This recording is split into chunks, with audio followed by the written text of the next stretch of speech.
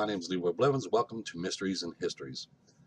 In this episode here, what I want to do is I'm going to show you photographic evidence of the gunman on the second floor of the County Records building.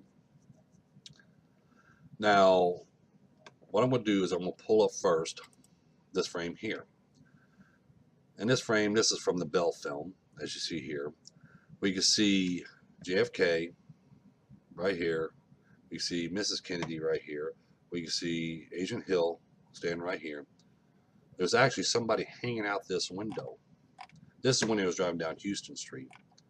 We can actually see someone hanging out this window. We can also see he's holding a rifle. I'll pull up this image here. This is the close-up. We can see this gunman right here. We can see he's holding a rifle hanging out of the second floor of the County Records building. Now, what gets me about this is, as you see in in this image here, let's pull this back up. When we watch the films, we will see the agents not looking upward or nothing. They're always looking straight ahead or looking around on the sides. They're not looking up or anything else. That's what always bothered me when I watch these films, when I analyze these films. It bugs me because I'm just sitting here seeing these guys just looking around, but they're not looking up. But we can actually see a gunman hanging out of this window. Now, I know he's a gunman, and I know he fired because, like I said, when I do my research, I look for other evidence to back that up. Now, in the Much More film, we can actually still see that gunman hanging out the window more, but now he starts going back. In the Much More film, we can see him actually start going back into that window. And what I did was I took a side-by-side comparisons of it just to make sure that's the window I'm looking at. Okay, I line all this up. You can see the bottom windows here. You can see bottom windows here, right here. And you can see this space in between here. And then we got the second one. We've got 1, 2 window here. We've got 1, 2 windows here. You see it's on the second floor window.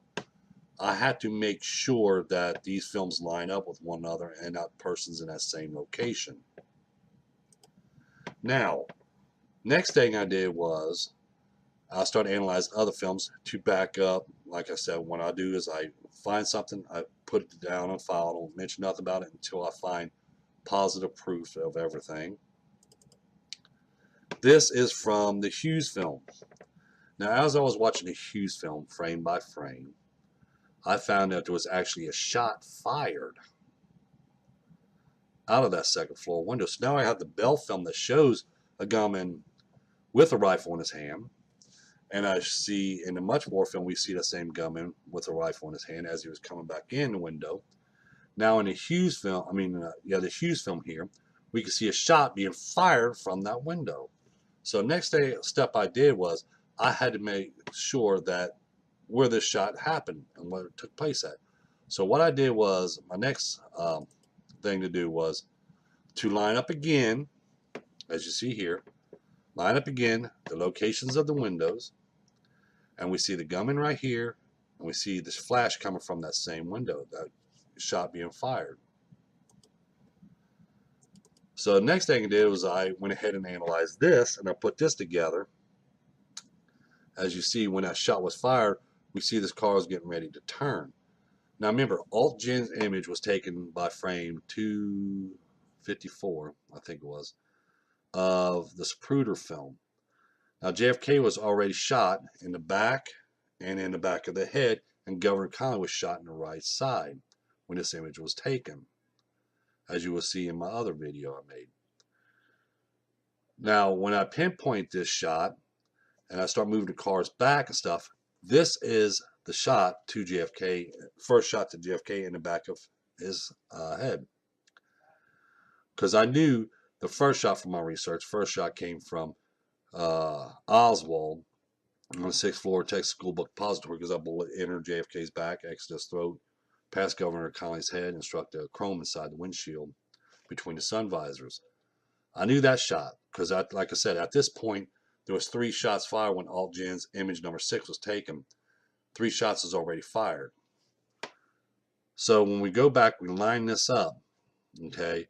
That shot right there was a shot by time frame, in my time frame, as I marked down on my films and the images, and when I line them all up, exactly when pinpoints of when they was taken, what time they was taken, in a time frame. Come to find out that this was the shot to back of JFK's head, which is right here. This is frame 229, a close-up of the Zapruder film, which shows the impact of the bullet striking the back of JFK's head and blood spatter coming up.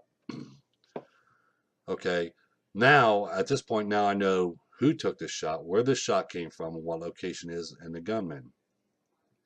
The Bell film shows us the gunman hanging out of the window. Much more film also backs this up as well. The Hughes film shows us a shot being fired from that window. And the Zapruder film shows us when that shot, where that shot made contact with. That's what I'm talking about. When you do research and you find this evidence, you can piece it all together. Now, after you piece it together, you start to put this whole big puzzle together. And believe me, there's a lot of them you got to put together. That's how I knew that this shot actually came from the gunman. Because the angle of the shot, don't get me wrong, because in the beginning, when I first found this shot that struck back of JFK's head, I thought it came from the rooftop of the County Records building, because by the angle it's coming in from that direction. Excuse me, coming in from that direction. But as you go along and you get more films in and you get more images in and stuff, and then later on, when you start analyzing and stuff like that, you can start piecing more together to get the full effect from it. And you get the full answer, and it actually fits in. In this video here, like I said, I wanted to show the gunman on the second floor of the County Records building. Bell film shows him with his rifle, hanging out of the window. Much more film shows him going back in. The Hughes film shows him taking a shot from that location. And this Zapruder film shows the impact of that bullet entering the back of JFK's head as they was driving down Elm Street. Please don't forget to subscribe. Don't forget to like. I want to take a short video, make this a video real short, because it's like I'm not feeling still good. Yesterday I made 6 videos yesterday. Now I was burning up with a fever. My fever went down some, so I got to take it easy for a little bit. Like I said, don't forget to subscribe. Don't forget to like. Don't forget to tell your friends about us. Don't forget to look over the contest video, because as soon as we get these subscribers in, I want to start giving books away. And I might think about, actually I was thinking about, in between there, when we reach so many people as subscribers, I'm thinking about giving them a little bit of bonus by giving some books away, right, going as we building these subscriptions up. Again, thank you, and have a nice day.